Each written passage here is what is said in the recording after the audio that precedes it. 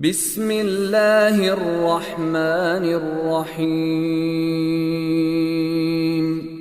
والشمس وضحاها والقمر إذا تلاها والنهار إذا جلاها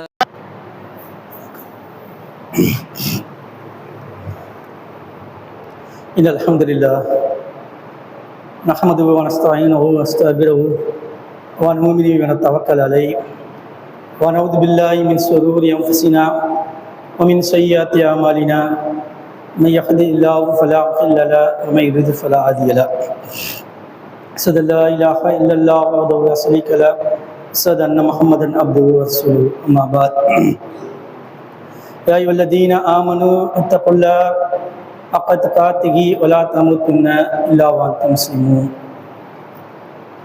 اللهم صل على محمد وعلى آل محمد كما صليت على إبراهيم وعلى آل إبراهيم إنك حميد مجيد اللهم بارك على محمد وعلى آل محمد كما باركت على إبراهيم وعلى آل إبراهيم إنك حميد مجيد அளவற்ற அருளாளனும் நிகரற்ற அன்புடையமாகிய இல்லாமல்ல அல்லாஹ்வின் திருநாமத்தால் ஆரம்பம் செய்கின்றேன். நாட்களிலே சிறந்த நாட்களாக விளங்கக்கூடிய இந்த ஜும்மா தினத்தில் அமர்ந்திருக்கின்றோம். நம் அனைவருக்கும் அல்லாஹ் அருள் புரிவானாக என கூறிக்கொண்டு என் உரையை ஆரம்பம் செய்கின்றேன். நம்ம பார்க்கக்கூடிய தலைப்பு இணையில்லா இறை வணக்கம். ரெண்டாவது சபை அப்படி ஃபுல் பண்ணுங்க, நெருக்கமாக உட்காருங்க. முன்னாடி வாங்க, அப்படி உட்காரக்கூடாது. இடையில சைத்தான் உட்காந்துருவோம், இல்லை நெருக்கமாக உட்காரணும். பயான் கேட்க முடியாது. முதல் சப்பை ஃபுல் பண்ணுங்க, இடம் இருக்கு பாருங்க. அடுத்த ரெண்டாவது சப்பை ஃபுல் பண்ணுங்க. முதல் சப்பில் உட்காந்து அதிகமான நன்மை இருக்கு. இணையில்லா இறை வணக்கம் என்ற தலைப்பில் இன்ஷால்லா பார்ப்போம். நாம் செய்யக்கூடிய வணக்கம் எல்லாம் அல்லாஹ்வுக்காகவே இருக்க வேண்டும். அதில் எந்த கலப்படமும் இருக்கக்கூடாது. மற்றவங்க பார்ப்பாங்க, மற்றவங்களுக்கு காட்ட வேண்டும் என்ற நிலை இல்லாமல் தூய்மையான நிலையில நம்ம வணக்கத்தை அமைத்துக் கொள்ளணும். இப்போ வணக்கம் என்றால் தொழுகை, நோன்பு, ஜக்காத்து, ஹஜ்ஜி அது மட்டுமா என்றால் இல்லை. நீங்க அற்பமா கருதுறீங்க பார்த்தீங்களா? ஒரு மனிதரை பார்த்து பொன் முருகலா சிரிப்பது கூட ஒரு இபாதத், நன்மை தரக்கூடியது. பாதையில கிடக்குது தொல்லை தரக்கூடிய ஒரு பொருளை அகற்றுவது கூட ஒரு இபாதத், வணக்கம் தான். அது நீ அற்பமா கருதக்கூடிய அந்த காரியம் கூட யாருக்காக செய்யணும் அப்படின்னா அல்லாஹ்வுக்காக செய்யணும். நான் செய்யக்கூடிய அந்த காரியம் நான் யாரும் பார்ப்பாங்க, யாருக்கும் காட்டணும் என்ற எண்ணம் இல்லாமல் உள்ள தூய்மையுடன் இறைவனுக்காக அமைத்துக் கொள்ளணும். அப்படி அமைத்துக் கொள்றோமா அப்படின்னு பார்த்தா 99% இல்லை. எல்லாத்துக்கும் அப்படித்தான். சைத்தான் என்ன பண்ணுவான் அப்படின்னா இடையில அப்படிதான் கொண்டு வருவான். எப்படியாவது நம்ம அமலை அழிச்சிடணும், இல்லாம ஆக்கிடணும் என்ற எண்ணத்துல எல்லா மக்களுக்கும் சைத்தான் ஏற்படுத்தக்கூடிய எண்ணம் தான். அதெல்லாம் மீறி வரணும். நம்ம அதெல்லாம் என்னப்பா அந்த சைத்தான எண்ணத்தெல்லாம் தாண்டி பாதுகாப்பு பெற்று நான் செய்யக்கூடியது இறைவனுக்காகத்தான் என்று ஒரு நிலையை நாம் ஏற்படுத்தணும். இது காரணம் என்னன்னா அல்லாஹ்வை நம்ம நல்லா விளங்குற. நம்ம அல்லாஹ் எங்க இருக்கான், அவன் எப்படிப்பட்டவன், அவன் எப்படி பார்க்கிறான் என்று அல்லாஹ்வை விளங்காத காரணத்தினால் மற்றவங்களுக்காக செய்யக்கூடிய நிலை முதல்ல நிக்குது.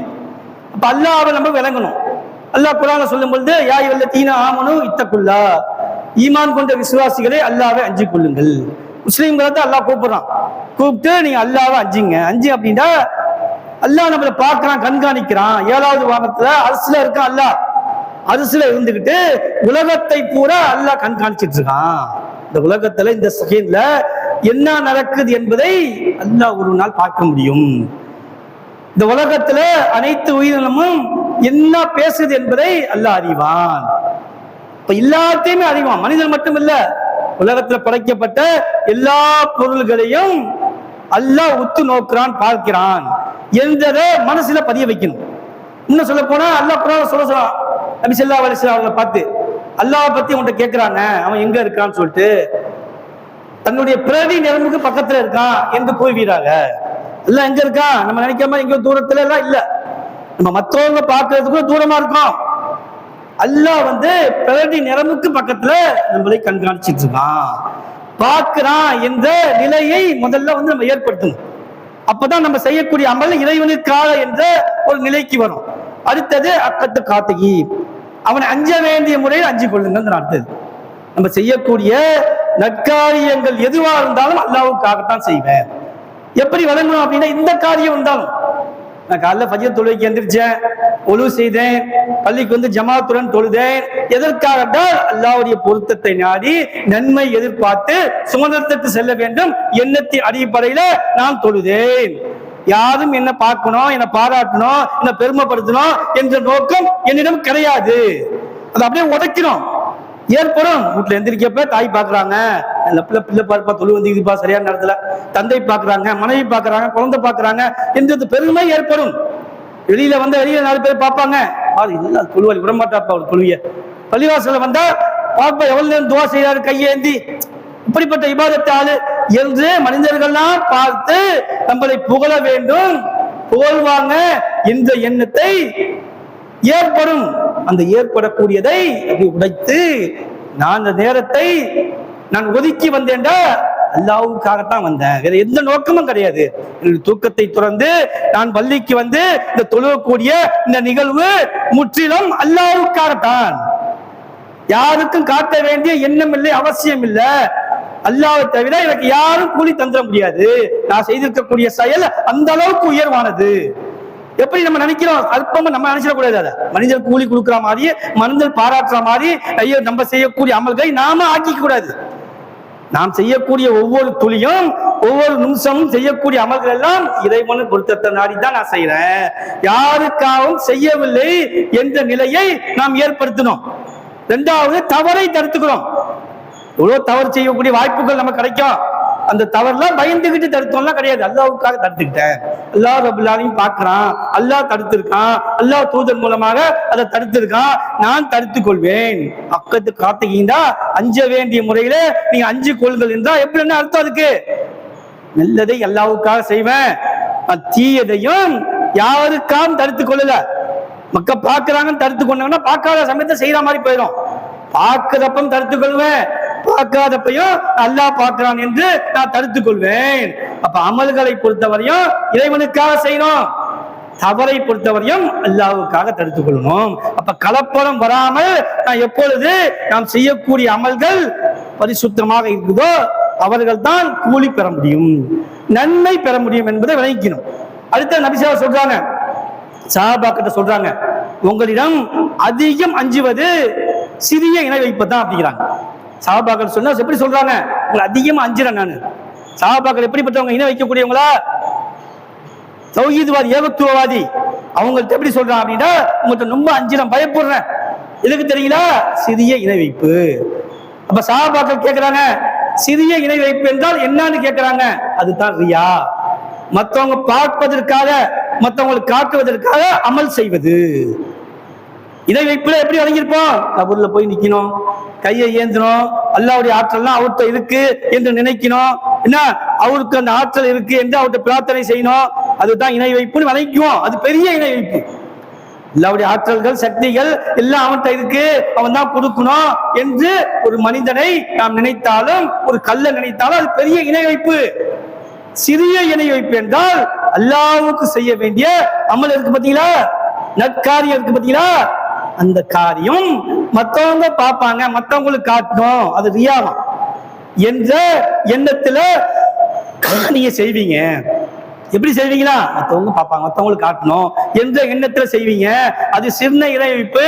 அதை பத்தி தான் நான் பயப்படுறேன் என்று சொல்லிட்டு கூலி கொடுக்கக்கூடிய அந்நாளில் யார் பார்ப்பதற்காக நீ அமல் செய்தாயோ அவர்களிடம் கூலியை பெற்றுக்கொள் என்று கூறப்பட்டுவிடும்.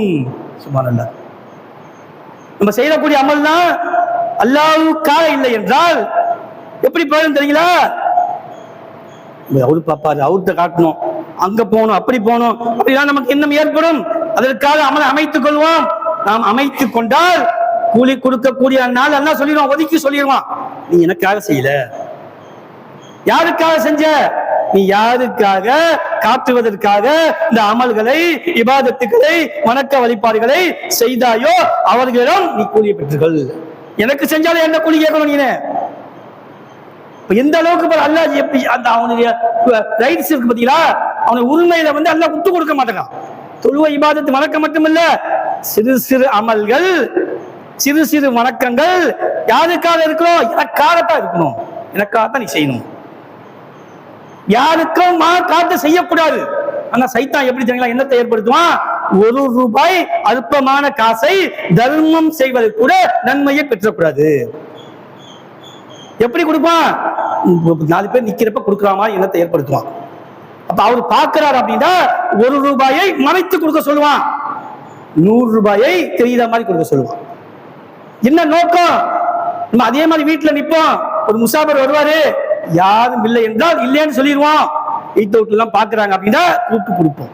அப்ப நோக்கம் எப்படி இருக்கும் அப்படின்னா, மத்தவங்க பாக்குறாங்க, இவர் தர்மம் செய்வாரு, கொடுப்பாரு என்று எண்ணத்தை முதல்ல மேலோகி நிற்கும் எல்லாத்துக்கும். இல்லைன்னு யாரும் சொல்ல முடியாது. ₹1 அல்பமான காசை நீங்கள் தர்மம் செய்தாலும் அதுவே நன்மையை பரிபூர்ணமா பெறக்கூடாது. நீங்க மத்தவங்க பாக்குறாங்க, காட்டணும், மத்தவங்கள்ட்ட எப்படி வாரி வல்லன் என்று பேர் வாங்கணும், இல்லைன்னு சொல்லி கஞ்சன் என்று பேர் வாங்கிடக்கூடாது என்ற மனநிலையை அந்த இடத்துல காட்டுவான் அல்ல. அந்த இடத்துல சைத்தான் காட்டுவான். இல்லைன்னு யாருமே சொல்ல முடியாது. நீங்க பள்ளிவாசல உட்கார்ந்து தர்மம் பண்ணக்கூடிய அந்த நேரத்துல கூட இவரு பார்த்தாரா, அவரு பார்த்தா, எடுக்கிறப்ப எவ்வளவு பார்த்தாரா, பின்னாடி பார்த்தாரு, பின்னாடி நினைப்பாரு, எப்போதும் டெய்லி வெள்ளிக்கிழமை காசு போட்டுவார் இவரு என்று எண்ணத்தை தான் மேலோங்கி நிறுத்த செய்வான். அப்ப எப்படி விளங்கிக்கணும் அப்படின்னா, லவ்கா நான் தர்மத்தை செய்யறேன், தர்மத்தை பொறுத்தவரையும் யாருக்கா அல்லாவுக்கா செய்யறேன். அப்ப வெளிப்படையா செய்யலாமா அப்படின்னு பார்த்தா அதுக்கும் குர்ஆன்ல ஆதாரம் இருக்கு. தான தர்மங்களை நீங்கள் வெளிப்படையாக செய்தாலும் நன்மையே, பிறர்கள் செய்ய தூண்டுவதற்கு. அதே மாதிரி மறைமுகமாக ஏழைகளுக்கு நீங்கள் செய்வது மிக நன்று. ரெண்டும் சொன்னா அல்லாஹ். வெளிப்படையாக தர்மம் செய்யுங்க, மற்றவங்களை தூண்டுவதற்கு அல்ல, மற்றவங்க செய்ய தூண்டுவதற்கு சொல்லிட்டு நீ ஏழைகளுக்கு ரகசியமாக மறைமுகமாக தர்மம் செய்யுங்கள் சொல்லிட்டு உங்கள் பாவங்களை அழிக்கப்படும். அல்லாஹ் நன்கு நோக்கக்கூடியவனா இருக்கான். 2 நிலையும் அல்லாஹ் சொல்றான். நன்றுன்னு சொல்லிட்டு வெளிப்படைக்கு சொல்றான், நீ மறைமுகமா செய்யறது மிக்க நன்றுங்கிறான். இப்ப நன்றுன்னா எங்க எப்படி புரிஞ்சுக்கணும்? அல்லாஹ் வெளிப்படையா செய்ய சொல்லி இந்த இடத்துல சொல்றான். எப்ப அப்படின்னா மற்றவங்களை செய்ய தூண்டக்கூடிய நிலையில. நம்ம சபையில உட்கார்ந்து இருக்கோம், ஒருவர் நம்ம கஷ்டத்தை சொல்றாரு, ஓப்பனா சொல்றாரு, அவரு எனக்கு கஷ்டம் துன்பம், எனக்கு உதவி வேண்டும் எந்த அவர் உதவியை கேட்கிறாரு. அந்த நேரத்துல இந்த வச்சுங்க ₹100, நீங்க ₹100 கொடுத்திருக்கீங்களா, இவரே ₹100 கொடுத்திருக்காரா, நான் ₹500 கொடுக்கணும், ₹1000 கொடுக்கணும் என்ற நிலையில நம்மளை கொடுக்க வைக்க வேண்டும் என்ற நினைப்புல செய்யணும். இன்னொருத்தர் வருவாரு, ரகசியமா உங்கள்கிட்ட உதவி கேட்பாரு, யாருக்கும் தெரியக்கூடிய நினைப்பாரு. 2 ஒழுங்குலே கிடையாது. இவர் பகிரங்கப்படுத்தி சபையில பயன்படுத்துவாரு. இதை நம்ம செய்வதன் மூலமாக மற்றவங்க செய்ய வைக்கணும், தூண்டணும் என்ற நிலை தான். எந்த இடத்துல தூண்டணும் அங்கதான் தூண்டணும், எல்லாத்துக்கும் பரப்பே தூண்டக்கூடாது. அவர் ஒரு அளவுக்குள் வச்சிருப்பாரு, இந்த இடத்துல மட்டும்தான் இங்க ரகசியத்தை சொல்லுவேன், என் வீட்டுக்கு தெரியாது அந்த ரகசியம், தெருக்கு தெரியாது என்று அளவுக்குள் வச்சிருப்பாரு. அப்ப இந்த இடத்துல அவர் பகிரங்கமாக அதை கேட்கிறாரு, அதை தூண்டுற அளவுக்கு நம்ம என்ன பண்ணலாம், மற்றவங்களுக்கு தெரிகிற மாதிரி அந்த தர்மத்தை கொடுக்கலாம். மற்றவங்க நம்ம கேட்பாங்க, பணம் கேட்பாங்க, நமக்கு என்ன பண்ணுவாங்க, ரகசியமா தனியா கேட்பாங்க. தனியா கேட்ப யாருக்கும் தெரியாம கேட்பாரு. வாங்க எல்லாரும் வாங்க, இவர் கேட்கிறாரு, நான் ₹100 கொடுக்க போறேன். அவர் ஏற்கனவே கூனி வந்திருப்பாரு, எனக்கு கஷ்டம் துன்பம் இருக்கு, நான் எப்படி கேட்கிறது என்று தெரியாமல் கூனி குருவி என்ன தர்மத்தை கேட்பாரு. அவரு ஊரெல்லாம் கூப்பிட்டு தண்டா அடிச்சு கொடுத்தால் அது ஏற்றுக்கக்கூடிய இல்லையா? அது ரகசியமா செய்ய வேண்டும். ரகசியமா எப்படி செய்யணும், எந்த இடத்துல எப்பொழுது அதை காட்ட வேண்டும் என்ற அளவுகோலை நாம் தீர்மானிக்கணும். எல்லாத்துக்கும் கிடையாது. இன்னும் சொல்ல போனா பகிரங்கப்படுத்தி செய்யணும் நல்லா சொல்ல தெரியுங்களா? இன்னும் குர்ஆன்ல அதிகமான இடத்துல ரகசியமா தான் செய்ய சொல்லுவோம். இன்னும் சொல்ல போனா மறுமை நாள்ல அரசுல நிழல்ல 7 சாரார்களுக்கு அல்லாஹ் என்ன பண்ண நிழல் தருவான். கடுமையான வெயிலா இருக்கும், தாங்க முடியாது. இப்ப 7 சாரார்களுக்கு அல்லாஹ்வுடைய அரசுல நிழல் கிடைக்கும். அதுல ஒரு சாரார் யார் தெரியுங்களா? வலது கையில கொடுக்கக்கூடிய தர்மம் இடது கைக்கு தெரியாது, அப்படி எடுத்து கொடுத்துருவாங்க. அவர் பார்க்க படத்தையே பார்க்க மாட்டாங்க. இடது கைக்கு தெரியாதுன்னா அவ்வளவு இதுக்கு ரகசியமாக தனக்கே தெரியாமல் அவர் தர்மம் செய்வார். அவர் தான் அரசியல் நிழல்ல மறுமை நாள்ல இருப்பாரு. இப்ப ரகசியம் தானே வருது, ரகசியத்துக்கு தானே முக்கியத்துவம் வருது. அப்ப ரகசியமாக நாம் செய்யக்கூடிய அமல்களை ஆக்கி கொள்ளணும். எல்லாரும் பார்க்கணும், எல்லாரும் காட்டணும் என்ற நிலை வந்துடக்கூடாது. வரும் வரும் ஏற்படுத்துவான். அப்ப அந்த நிலையை விட்டு நான் எப்படி ஒதுங்கி கொள்ளணும்? அப்படி ஒதுங்கி கொள்ளவில்லை என்றால் கூலி கொடுக்கக்கூடிய நாள்ல யாருக்கு காட்டுவதற்காக நீங்கள் செய்தீர்களோ, ₹1 காசு இருந்தாலும் சேர்த்தான். தொழுவு, நோன்பு, ஜக்காத், ஹஜ் மட்டுமல்ல, ₹1 காசுடைய அந்த நன்மை கூட அல்லாஹ் தரமாட்டான். நீ யாருக்காக நீ செய்தீரோ அவர்கள்ட்ட போய் நீ கூலியை பெற்றுக்கொள் என்று கூறி விடுவான் என்று நான் சொல்லவில்லை. நபிகள் நாயகம் ஸல்லல்லாஹு அலைஹி வஸல்லம் சொல்றாங்கன்னா நம்ம எப்படி வளைக்கிறோம், எந்த அளவுக்கு இஹ்லாஸ் உள்ள தூய்மை இருக்கணும் நமக்கு. அப்படியா இருக்கும்? நம்ம எல்லாமே பெருமை, எல்லாமே பகட்டு, எல்லாமே காட்டணும் என்று எனக்கும் இருக்கு, எனக்கும் ஏற்படும். நானும் அதை எப்படி பண்ணோம்? அதுல போராடி சைத்தான்ட்ட நான் நன்மையை பெறணும். அது மட்டும் இல்ல, நபி ஸல்லல்லாஹு அலைஹி வஸல்லம் சொல்றாங்க, பிறருக்கு காட்டுவதற்காக யார் தொழுகின்றாரோ அவர் இணை வைத்து விட்டார். பிறருக்கு காட்டுவதற்காக யார் நோன்பு நோக்கியாரோ அவர் இணை வைத்து விட்டார். பிறருக்கு காட்டுவதற்காக யார் தர்மம் செய்கிறாரோ அவரும் இணை வைத்து விட்டார். இணை வைப்புனா என்ன வழங்கியிருப்போம்? நம்ம இணை வைப்பு வைக்கிறாங்க அவங்களும் நினைச்சிட்டு இருப்போம். கபூருக்கு போறாங்க, சிலையை வணங்குறாங்க, கபூரை வணங்குறாங்க, கொடியை வணங்குறாங்க, சேவனை நம்புறாங்க, தாயத்து போடுறாங்க.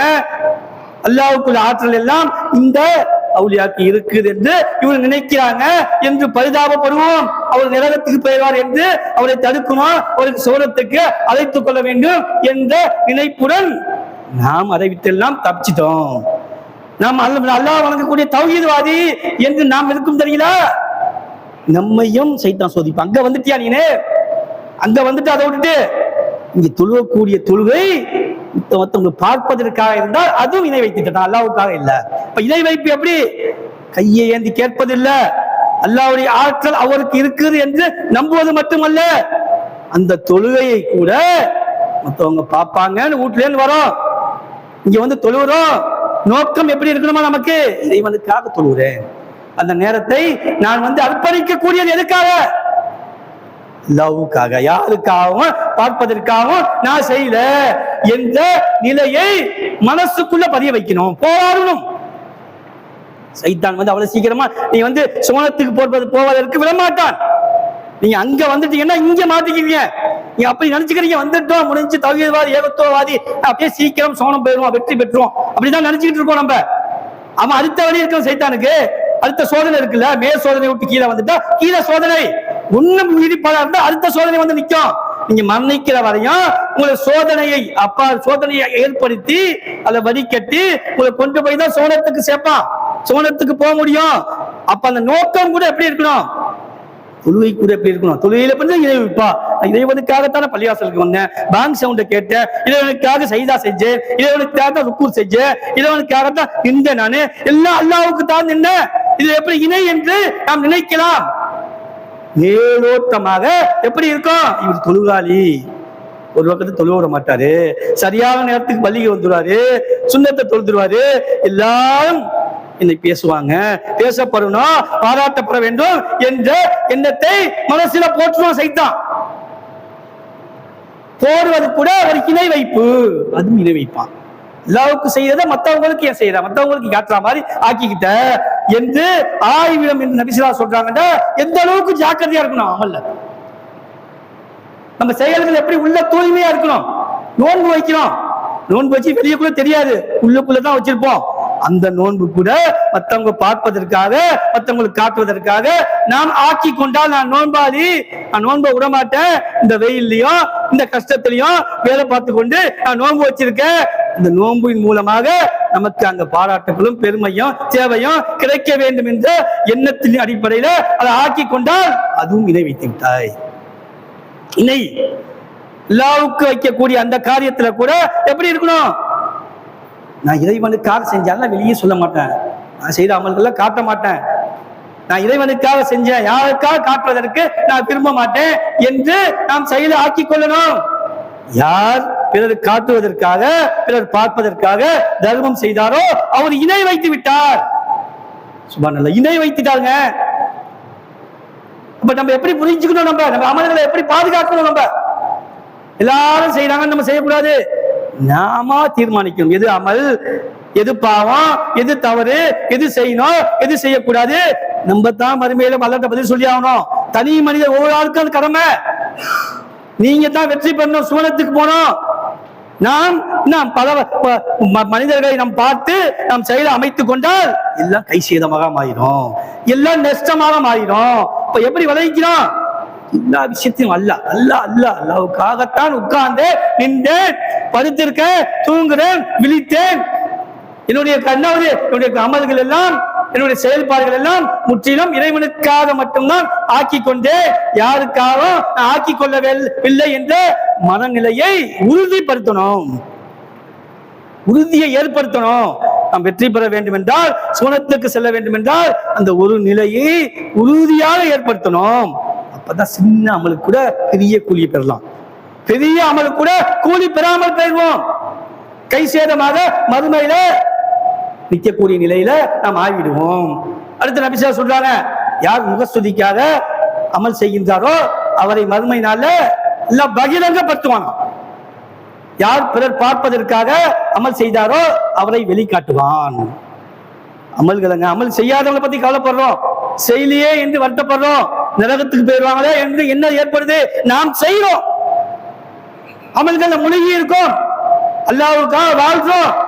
அந்த வாழ்க்கை, அந்த இபாதத்து, அந்த வணக்க வழிபாடுகள் கலப்படம் இருக்கக்கூடாது.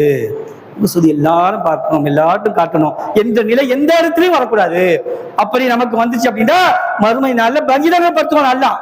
எல்லா கூப்பிட்டு காட்டுவாங்க. தெரியும், நிறைய அமல் செய்தாரு, நிறைய இபாதத் செய்தார், தர்மம் பண்ணாரு, அதெல்லாம் எல்லாத்தையும் காட்டணும், பார்க்கணும் என்று செஞ்சாரு என்று பகிரங்கப்படுத்துவாங்க. பார்த்தேன் தெரியுங்க, பாருங்க, நீங்க எப்படிப்பட்டவர் தெரியுமா? அவரு அமல் செய்யாமலா இல்ல, வணக்க வழிபாடுல ஈடுபடாமலா இல்ல, எல்லாம் இருந்துச்சு. ஏகத்துவவாதி, உழைத்தாரு, கஷ்டப்பட்டாரு, துன்பப்பட்டாரு, அதுக்காக வாழ்ந்தாரு. அது எப்படி இருந்துச்சு அப்படின்னா எல்லாரும் நம்மளை பாராட்டணும், பேசணும், நம்மளை புகழணும் என்ற எண்ணம் அது இருந்ததுனால அல்ல பாருங்க, எனக்கு எல்லாம் செய்யல, அது பார்த்துட்டேன் கூட என்று அல்ல அவரை பகிரங்கப்படுத்துவானா? இதை காட்டுவதற்காக யார் அமல் செய்தாரோ அவரை வெளிப்படுத்துவான் என்று நபி ஸல்லல்லாஹு அலைஹி வஸல்லம் சொல்றாங்கடா. நாம் எப்படி இருக்கணும், எப்படி ஆக்கி கொள்ளணும்? நான் இங்க வந்துட்ட பயன் பண்ண எனக்கும் ஏற்படும், வரத்துக்கு முன்னாடியே ஏற்படும், எல்லாம் பேசுவாருன்னு எண்ணணும். பேசி முடிச்ச பிறகு என் பேச்சு சூப்பரா இருக்குன்னு சொல்லணும்னு எண்ணணும். என்ன வரக்கூடாது, அல்ல எனக்கு பேசக்கூடிய ஆற்றலை கொடுத்த, அதன் மூலமாக நான் எடுத்து பேச போறேன், எனக்கு பேசவே தெரியாது, நீ தான் அந்த ஞானத்தை கொடுத்த, அந்த தெளிவை கொடுத்த, விளக்கத்தை கொடுத்த, உன்னுடைய மார்க்கத்தை நான் எடுத்து சொல்ல போறேன் என்று முடிச்சு அவுத்து விடு. நான் பேசக்கூடியதை அவங்களுக்கு விளக்கமா ஆக்கி கொடு, அவர்களை அந்த விளக்கத்தை எடுத்து அவங்க நடக்க வேண்டும், மற்றவங்களுக்கு எடுத்து சொல்ல வேண்டும், அதன் மூலமாக நான் கூலியை மறுமையில பெற வேண்டும். இது மட்டும்தான் என் நோக்கம். என்னை பாராட்ட வேண்டும் என்ற எண்ணம் தேவையில்லை, அது அவசியமே இல்லை என்ற மனநிலையை நான் ஏற்படுத்தணும். வரோம், எனக்கு வராமலா இல்ல, எல்லாத்துக்கும் வரும். நான் துவா செய்யணும், முன்னாடியும் துவா செய்யணும், பயானம் முடிச்ச பிறகு துவா செய்யணும். நான் பேசுறேன் எல்லாம் தெரிய புரிய வையல அவங்களுக்கு. நான் அதுக்கு 1/2 மணி நேரம் ஒதுக்கி ரெடி பண்ணி மெயின்ல ஏத்தி விளக்குறேன். உன்னுடைய கிருபையை கொண்டு தான் விளக்குறேன். தலைமைலாம் ஒண்ணும் கிடையாது, இதுக்கெல்லாம் ஒண்ணுமே தெரியாது. எல்லாம் உன்னுடைய கிருபையை கொண்டு, உன்னுடைய ஆற்றலை கொண்டு, உன்னுடைய விளக்கத்தை கொண்டு இந்த இடத்துல நின்று நான் பேசுறேன். அவர்கள்ட்ட கொண்டு போய் சேர்க்கிறது உன்னுடைய காரியம், என்னுடைய காரியம்னா இல்ல. அதன் மூலமாக அவர்கள் என்னை பெருமைப்படுத்த வேண்டாம், புகழ வேண்டாம். அதை எடுத்துக்கொண்டு அவர் நற்காரியங்கள் செய்ய வேண்டும், அதை மற்றவர்களை எடுத்து சொல்ல வேண்டும். அதன் மூலமாக நான் நன்மையை பெற வேண்டும். மரணிச்சு பிறகு எப்படி சதக்கத்துல் ஜாரியா என்ற நிலையை அடைய வேண்டும் என்ற எண்ணத்தை ஏற்படுத்தி பயான் பண்ண பிறகு கையேந்தி துவா செய்யணும். நான் ஒன்றும் இல்லை, யாரும் தேவையில்லை எனக்கு என்ற நிலையில இருந்தா தான் நானும் பரிபூர்ணமாக நன்மையில மறுமையில நன்மை பெற முடியும். நீங்களும் நன்மை பெறுவீங்க என கூறிக்கொண்டு முதல் அமர்வை நிறைவு செய்கின்றேன்.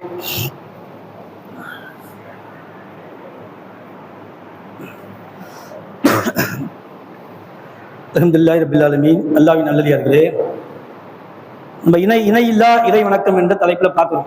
அப்ப நம்ம செய்யக்கூடிய அமல்கள்லாம் இறைவனுக்காக முற்றிலும் இருக்கணும் என்ற நிலையில நம்ம பேசிட்டு இருக்கோம். இந்த ஹதீஸை எல்லாருமே பேசுவாங்க, ஆனா செயல்பாடுகள்லாம் மாற்றமா இருக்கும். யார் பேசாத தாய்கள்லாம் பார்க்க முடியாது. எப்படி அப்படின்னா நபி ஸல்லல்லாஹு அலைஹி சொல்றாங்க, மறுமை நாள்ல முதலாக யார்கிட்ட கேள்வி கேட்கப்படும் அப்படின்னா சைதீன்கள். அல்லாஹ்வுக்காக உயிர் தியாகம் பண்ணாங்க தெரியுங்களா, அவரை தான் அல்லாஹ் அழைப்பானா. அவர்களை தான் முதல்ல அல்லாஹ் கேள்வி கேட்பானா. அவரை அழைத்து அல்லாஹ் ரப்புல் ஆலமீன் கூப்பிட்டு கேள்வி கேட்பான். எப்படி கேட்பான்? உலகத்துல எனக்காக நீ என்ன செய்தாய் என்று அல்லாஹ் கேட்பானா. அப்ப சொல்லுவாரா, உன் மார்க்கம் மேலோங்க வேண்டும், உன் மார்க்கத்தை மக்கள்கிட்ட எடுத்து அதன் பாலாக அவங்க செயல்பட வேண்டும் என்று நான் பாடுபட்டேன், அதற்காக என் உயிரை தியாகம் பண்ணினேன் என்று சொல்லுவாராம். எப்படி சொல்லுவாராம்? மார்க்கத்துக்காகத்தான் பாடுபட்டேன், நான் கஷ்டப்பட்டேன், குர்ஆனை ஹதீஸை கொண்டு போய் சேர்க்கணும் என்று உனக்காக பாடுபட்டேன், உண்மையை எடுத்து சொன்னேன், சத்தியத்தை எடுத்து சொன்னேன் என்று அவர் சொல்லுவாராம்.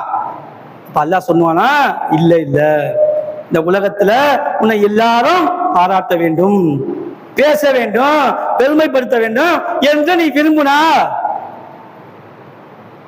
அவர் என்னத்துக்கு மார்க்க தெரிஞ்சுக்கிட்டு மார்க்கம் மேலோங்க வேண்டும் என்ற நல்ல நோக்கத்துல பிரச்சாரம் பண்ணு எங்குவாரு. அது இடையில என்ன இருக்கும் அப்படின்னா மனிதனுக்காக அந்த கலப்படம் இருக்கும். அல்லாஹ் என்ன சொல்லுவான், என்ன அவர் என்ன உனக்காக மரணிச்சேன் அப்படின்னு அவர் சொல்லுவாரு. நான் உனக்காகத்தான் பாடுபட்டு மார்க்கத்தை எடுத்து சொன்னேன், அதற்கு எனக்கு பரிசாக என்னை கொலை செய்தார்கள். அவர் சைதியாக அந்த அங்கீகரிக்கும் படும், சைதி இருந்தா அதிசயே வருது. அதனால நான் என்ன பண்ண, கொலை செய்யப்பட்டேன் என்று சொல்றப்ப அல்லாஹ் சொல்லுவானா, இல்ல, உன்னை எல்லாம் பேச வேண்டும், வீரனாக உன்னை புகழ வேண்டும் என்ற எண்ணத்துல நீ செயல்பட்டாய். அப்ப உலகத்துல உன்னை வீரனாக உன்னை புகழப்பட்டுருச்சு என்று சொல்லிட்டு அல்லாஹ் என்ன தெரியுமா சொன்னானா, இவரை மோர்க்குப்புற நரகத்தில் இழுத்து தள்ளுங்கவானா. உயர்வானது தெரியுங்களா, சையீது தான் உயர்வானது. அல்லாஹ்வுக்காக உயிர் தியாகம் பண்ணக்கூடியது தான் கடனை தவிர நேரடியாக சூனத்துக்கு செய்யக்கூடிய ஒரு காரியம். அந்த காரியத்தை இவர் செஞ்சிருக்காரு. இவர் செய்யக்கூடிய இவர் மனசுல எப்படி இருக்கு, உங்களுக்கு பார்த்து பாராட்டணும், நம்மள பேசணும், நம்ம வீரனாகவும் நம்மளை ஏற்படுத்தி கொள்ளணும் என்ற எண்ணம் இருந்ததுனால அல்லாஹ் என்ன சொல்றான், எனக்காக நீ செய்யல, நீ யாருக்காக நீ செய்தீர்களோ அவர்கள் உங்களை பாராட்டிட்டாங்க என்று சொல்லிட்டு நரகத்துல கொண்டு போய் போட சொல்லுவாங்க. மத்த அமல் கூட பார்க்க மாட்டானா. ஒரு தொழுதிருக்காரா, நோன்பு வச்சிருக்காரா, ஜக்காத்து கொடுத்திருக்காரா, ஹஜ்ஜி செஞ்சிருக்காரா பார்க்க மாட்டான். அவனை உயர்த்தி வச்சிருந்தான் பாத்தீங்களா ஒரு காரியம், அவனை மேலோங்க செஞ்சிருந்தால அந்த காரியத்திலேயே இவரு கலப்படம் இருந்துச்சு, எனக்காக இல்ல சொல்லப்போனா அல்ல அந்த இடத்துல இருந்துச்சு. அந்த மரணிக்கக்கூடிய அந்த மரணம் அந்த நிலையில இவர் மத்தவங்களுக்காக செஞ்சிட்டாரு, மத்த அமல்களை பாரு என்று கூட எல்லாம் பார்க்கலாம். அந்த மேலோங்க செஞ்சிருந்தான் பாத்தீங்களா, அந்த இடத்துல இவர் உள்ள தூய்மை இல்ல, அல்லாஹ்வுக்காக செய்யற அளவுக்கு எப்படி பார்க்கலாம் பாருங்க. எல்லா அமல்களும் இருந்தாலும் அதெல்லாம் தேவையில்லை. உன்னை மேலோங்கி வச்சிருந்த இந்த இடத்துல என்ன அந்த காரியத்தை நீ செய்து மரணிச்சாலும் அந்த மரணம் எனக்காக இல்ல என்பதாக அல்லாஹ் ரப்பல் ஆலமீன் என்ன சொல்லுவானா, இதை குப்பரை கொண்டு போய் நரகத்துல போடுங்க. சுப்ஹானல்லாஹ். இப்ப எப்படி புரிஞ்சுக்கணும், நம்ம யாருக்காக செய்யணும், எதற்காக செய்யணும்? நம்ம உயிர் தியாகம் பண்ணா கூட அந்த உயிர் தியாகம் கூட அல்லாஹ்வுக்காக இருக்கணும். இரண்டாவது ஒருவர் கூப்பிடுவாங்க, அவர் எப்படிப்பட்டவரு, செல்வந்தரு, எல்லாம் வாரி வழங்கியிருப்பாரு. அவர்கிட்ட அல்லாஹ் கேள்வி கேட்பான், எனக்காக உலகத்துல என்ன செய்தார் என்று அல்லாஹ் கேட்பானா. அப்ப அவர் சொல்லுவாரா, நீ எனக்கு செல்வத்தை வாரி வழங்கியிருந்த, அந்த செல்வத்தை நிறைய தானம் தன்மை பண்ண, இல்லாதவங்களுக்கு கஷ்டப்படுறவங்களுக்கு மார்க்க பணிக்கு சமுதாய பணிக்கலாம் நான் அள்ளி கொடுத்தேன் என்று அவர் சொல்லுவாரா. அல்லாஹ் சொல்லுவானா, இல்ல, நீ மத்தவங்க பாராட்ட வேண்டும், உன்னை புகழ வேண்டும், உன்னை மெச்சிக்க வேண்டும் என்று நீ செய்தாய், இந்த உலகத்துல உன்னை பாராட்டப்பட்டுருச்சு, உன்னை பெருமைப்படுத்தப்பட்டுருச்சு என்று அல்லாஹ் சொல்லுவானா. அவரை முகம் குப்பிட கொண்டு போய் நரகத்துல போடுன்னு சொல்லப்படும். அவருக்கு எவ்வளவு அமல்கள் இருக்கு, எவ்வளவு நன்மை இருக்கு செஞ்சிருக்காரு, அதெல்லாம் கணக்கில் எடுப்படாது. நோக்கம் என்ன, ஆரம்ப நோக்கம், ஆரம்பமா இருக்கக்கூடிய அந்த நோக்கத்திலேயே உனக்கு பரிசுத்தம் இது இல்ல, எக்லாஸ் இல்ல, உள்ள தூய்மை இல்ல, மற்றவங்க பார்ப்பாங்க என்ற கலப்படம் இருந்துச்சு. அப்ப அவர்களுக்காகத்தான் நீ அமல செய்த, அது எனக்காக செய்த, நீ நரகத்துக்கு தகுதியானவன் என்று நரகத்தை தூக்கி போடப்படும். மூன்றாவது கொண்டு வருவாங்க, மார்க்கத்தை கற்று அறிந்து குர்ஆனை விளங்கி மக்கள் மத்தியில எடுத்து சொல்லக்கூடிய தாயை கொண்டு வரப்போறோம், மார்க்க அறிஞரை கொண்டு வரப்போறோம். அவர்கிட்ட கூப்பிட்டு என்ன அல்லாஹ் கேட்பானா, உலகத்துல என்ன செஞ்ச எனக்காக, நான் கற்றுக்கொண்ட மார்க்கத்தை நான் கற்றுக்கொண்ட அந்த குர்ஆனை விளங்கி மற்றவங்கள்ட்ட எடுத்து சொல்லி அவரை புரிய வைக்க, அவரை நல்வழிப்படுத்தின என்று சொல்வாராம். அல்லாஹ் ரப்பல் ஆலமீன் இல்ல, மற்றவங்க எல்லாம் ஒன்று புகழ்ந்த பெரிய பேச்சாளர், பெரிய தாய், ஒரு பேசினா அப்படியே இருக்கிற கூட்டத்தெல்லாம் அப்படியே எண்ணத்தை மாத்திடுவாரு, திசையை மாத்திடுவாரு, அவரை என்ன ஈஸியா புரிய வச்சிருவாரு. அந்த அளவுக்கு கல்வி நாணம் மார்க்க நாணம் உள்ளவரு என்று தன்னை புகழணும், தன்னை பாராட்டணும் என்ற எண்ணத்துல தான் நீ செய்தாய். எனக்கு செய்யல, நீ யாருக்கு செஞ்ச? மார்க்க பணி எடுத்து சொல்லக்கூடிய இபாதத்தான பெரிய காரியத்திலும் சின்ன காரியம் வரையும் யாருக்காக செஞ்ச? மத்தவங்க பேசணும், பாராட்டணும். என்ன தவிர சிறந்த பேச்சாளர் யாரும் கிடையாது. என்ன தவிர தவிர்க்கு யாரும் அழைச்சி வந்திருக்க முடியாது. யான் தான் எல்லாம் இந்த நிலையை அவர் ஏற்படுத்தினாரு. அதனால மறுமை நாள்ல அல்லாஹ் என்ன சொல்லுவான்? யாருக்காக காட்டுவதற்காக உன் பேச்சை செயல்படுத்தினாயோ, பாராட்டு பெற வேண்டும் என்ற எண்ணத்தை நீ ஏற்படுத்தினாரோ, அவர்கள் உன்னை புகழ்ந்துட்டாங்க, உன்னை பாராட்டிட்டாங்க, உன்னை பெருமைப்படுத்திட்டாங்க என்று கூறி அவரை முகம் குப்புற கொண்டு போய் நரகத்தில் போடுங்கள் என்று சொல்லப்படும். சுப்ஹானல்லாஹ். எந்த அமலும் பார்க்கப்படாது. காலம் கூட ஏகத்துவவாதியாக தௌஹீத்வாதியாக உழைத்திருப்போம், பாடுபட்டிருப்போம், வாழ்ந்திருப்போம். அல்லாஹ் மேன்மைப்படுத்திருக்கக்கூடிய அந்த காரியத்துல நாம் மத்தவங்க பார்க்கணும் இருந்தா எல்லா காரியமும் அப்படித்தான் இருக்கு. கீழே மேல இருக்கு அப்படின்னா என்ன எப்படி இருக்கும்? எல்லாம் அப்படித்தான் இருக்கும். நான் பேச்சாளரு என்ன புகழ வேண்டும் பேசினா தொழுகையும் அப்படித்தான் இருக்கும், நோன்பும் அப்படித்தான் இருக்கும், ஜக்காத்தும் அப்படித்தான் இருக்கும், அஜ்ஜி அப்படித்தான், கலப்படம் இருக்குமா? என்னமே ஏற்பட்டுச்சு. எனக்காக இல்ல என்ற நிலை ஏற்பட்டால் அவங்க நிலை என்ன ஆகும்? மற்றவங்க பார்க்கிறாங்க என்று எதற்காகவும் நாம் செய்யக்கூடாது. சில நேரத்துல காட்ட வேண்டும் என்ற நிலை இருந்தால் எந்த அளவுக்குள் அடிப்படையில தேவை அடிப்படையில நாம் அமைத்துக் கொள்ளணும். நம்மளை பெருமையாக மாறிடாமல், புகழாக மாறிடாமல், அதன் மூலமாக பலன் இருக்கா, என்ன பலன் இருக்கு, என்ன தேவை இருக்கு என்ற நிலையில நாம் செய்த நல்ல அமலை கூட எடுத்து சொல்லி அவர்களை செய்ய தூண்டும் என்றால் அந்த இடத்துல அந்த நேரத்துல அப்ப நாம் எடுத்து சொல்லி அவர்களை மாற்றலாம். அது இல்லாமல் நான் செய்யக்கூடிய அமல்கள் எல்லாம் அல்லாஹ்வுக்காகத்தான் இருந்துச்சு, அல்லாஹ்வுக்காகத்தான் ஆக்கி கொண்டே என்று இருந்தால் நிச்சயமாக சோனம் செல்வோம் என கூறிக்கொண்டு இரண்டாம் அமரை நிறைவு செய்கின்றேன். வாஹிர் தஅவானா அல்ஹம்துலில்லாஹி ரப்பில் ஆலமீன். அஸ்ஸலாமு அலைக்கும் வரஹ்மத்துல்லாஹி வபரகாத்துஹு.